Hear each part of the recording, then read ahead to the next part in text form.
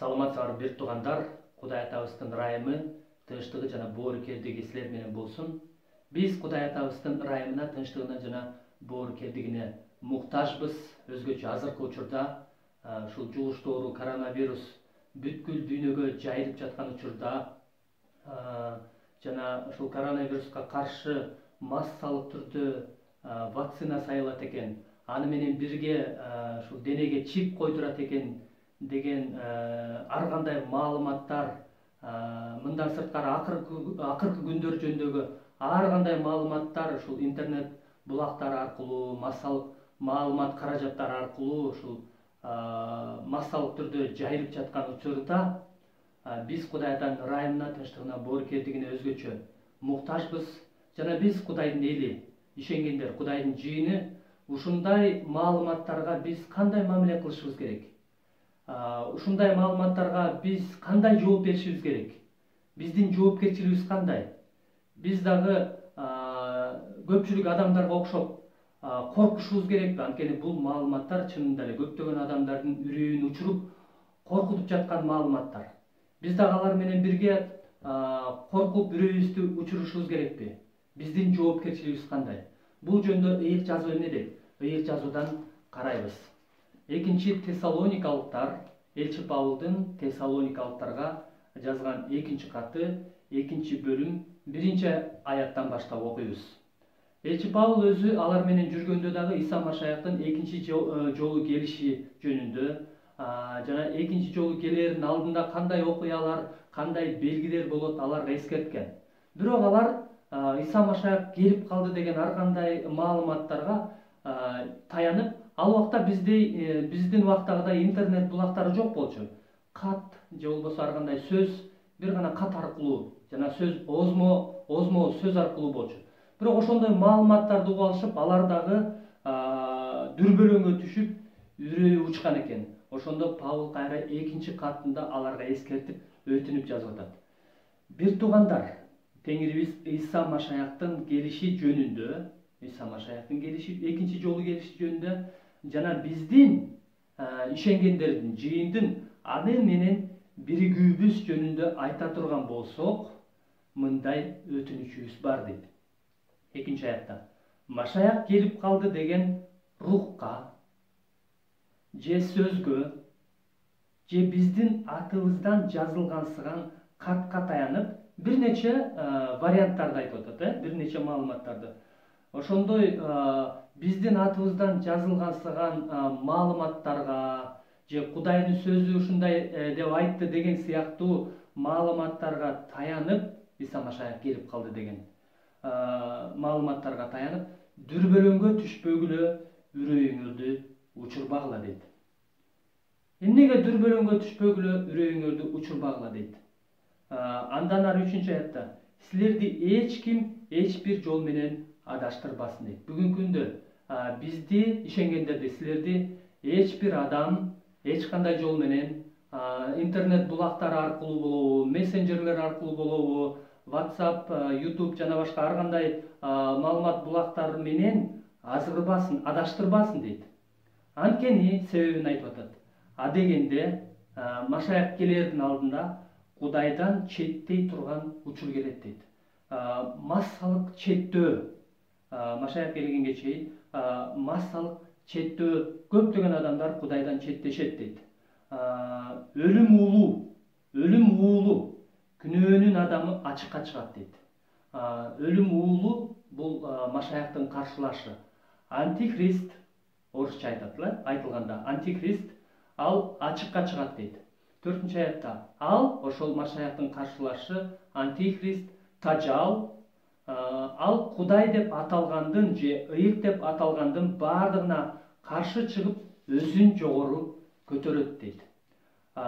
Кудайдын ибадатканасында отуруп, өзүн Кудай кылып көрсөтөт дейт. Демек, ал Кудайдын ибадатканасында отуруп, өзүн мен Кудаймын деп көрсөтөт экен. Демек, азыр Кудайдын ибадатканасы кайсыл ибадаткана жөнүндө айтылып атат? Анткени биринчи ибадаткана Бабыл туткундоонун убагында, ал биринчи Сулайман курган ибадаткана толугу менен талкаланган, Иерусалим шаары, дубалдары кулаган. Некемиянын, Эздранын убагында Иерусалим дубалдары кайрадан тургузулган. Бул көп жылдап тургузулган. Экинчи ибадаткана кайра курулган. Бирок ал дагы Исанын убагында Иса айткан шакирттерине бунун баары жок болот, бул талкаланат деп. Анан Иса өлгөндөн тирилгенден кийин 70-жылдары император Тит аркылуу экинчи ибадатканадагы талкаланган, толугу менен жок. Азыр Иерусалимде ал ибадаткана жок. Азыр анын ордунда мечит турат. Бирок ошол Машаяктын каршылашы ибадатканага отуруш үчүн экинчи ибадаткана курулушу керек экен. Бирок акыркы маалыматтарга караганда ушул технологиянын, азыркы технологиянын өнүккөндүгүнө ылайык ибадаткананы алар израилдиктер 2 сутканын ичинде эле, 48 сааттын ичинде эле тургузуп коюу мүмкүнчүлүгү бар экен. Бул тез аранын ичинде болушу мүмкүн. Бирок чындык азыр ибадаткана экинчи ибадаткана азыр жок. Демек Машаяктын каршылашы келгенде ал ибадатканада отуруп өзүн Кудай кылып көрсөтөт экен. Демек бул нерселер боло элек. Араңарда жүргөнүмдө 5-аят айтып атат. Араңарда жүргөнүмдө ушул жөнүндө айтканым эсиңерде жокпу? 6-аятта белгиленген убакытта ачыкка чыгыш үчүн аны азыр эмне токтотуп жатканын силер билесиңер дейт. Демек белгиленген убакытта ал антикрист дажал ачыкка чыгыш үчүн аны азыр эмне токтотуп жатканын силер билесиңер дейт. Бир нерсе аны токтотуп жатат. 7-аятта анткени мыйзамсыздыктын жашыруун сыры азыр аракетте. Ал азыр ачыкка чыга элек болсо дагы, бирок анын иштери аракетте экен. Бул дүйнөдө аракет кылып жатат. Бирок токтотуп туруучу алынып салмайынча ал ачыкка чыкпайт. Демек токтотуп туруучу кандайдыр бир нерсе анын үстүнөн басып турат. Бир нерсе басып турат. Машаяктын каршылашын басып турат. Ачыкка чыгышына тоскоолдук болуп. Демек ошол тоскоолдук токтотуп туруучу аны алып салыш керек. Ошондо гана ал ачыкка чыгат. Эми ошол токтотуп туруучу деген бул эмне? Ал кантип билебиз? Келгиле бул жөнүндө 1-Тессалоникалыктар 4-бап 13-аяттан баштап карайлы. 1-Тессалоникалыктар 4-бап 13-аяттан баштап. Бир туугандар, үмүтсүз адамдарга окшоп, кайгырбашыңар үчүн өлгөндөр тууралуу билишиңерди каалайм. Исанын өлүп кайра тирилгенине ишенгенибиздей эле, Кудайдын Исага ишенип жүрүп көз жумгандарды да аны менен бирге алып келерине ишенебиз дейт. Демек Исага ишенип жүрүп көз жумгандарды аны менен бирге алып келет дейт. Теңирдин сөзүнүн негизинде силерге айтарыбыз бул: Теңир келгенге чейин, Иса Машаяк экинчи ирет келгенге чейин өлбөй тирүү жүргөн биз азыр өлгөндөрдөн, Машаякка ишенип жүрүп өлгөндөрдөн озуп кетпейбиз дейт. 16-аятта. Анткени буйрук берилгенде башкы периштенин жана Кудайдын сурнайынын үнү чыкканда Теңир өзү асмандан түшүп келет. Дегенде Машаякка ишенип жүрүп көз жумгандар тирилишет. Биринчи Машаякка ишенип жүрүп көз жумгандар тирилишет. 17-аятта. Андан кийин тирүү жүргөн биз алар менен бирге Теңир менен абада жолугушуу үчүн булут үстүндө асманга көтөрүлөбүз. Ошентип түбөлүккө Теңир менен болобуз дейт. Демек, Иса Машаяк келгенде, Иса Машаякка ишенип жүрүп өлгөндөр алгач биринчи тирилишет. Анан биз алар менен бирге өлбөй тирүү жүргөн биз, Иса Машаякка ишенип өлбөй тирүү жүргөн биз алар менен бирге асманга көтөрүлөбүз. Ошентип булут үстүндө Иса Машаяк менен бирге жолугабыз дейт. Демек Иса Машаяк келгенде биринчи жыйынга келет, ишенгендерге келет.